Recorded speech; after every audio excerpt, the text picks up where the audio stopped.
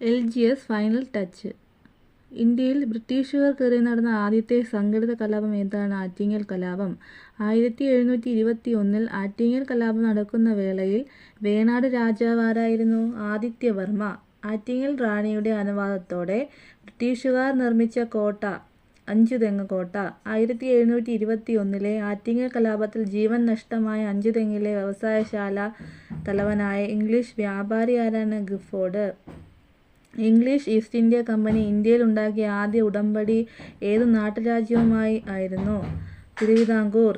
English East India Company തിരുവിതാംകൂറുമായി ആദ്യ ഉടമ്പടി ഉണ്ടാക്കിയത് ഏത് വർഷം? 1723. 1753 ഏത് വിദേശ ശക്തിയുമായാണ് തിരുവിതാംകൂർ മാവേലിക്കര ഉടമ്പടിയിൽ ഏർപ്പെട്ടത്? ഡച്ചുകാർ. 1741 നടന്ന ഏത് യുദ്ധത്തിലാണ് മാർത്താണ്ഡവർമ്മ ഡച്ചുകാരെ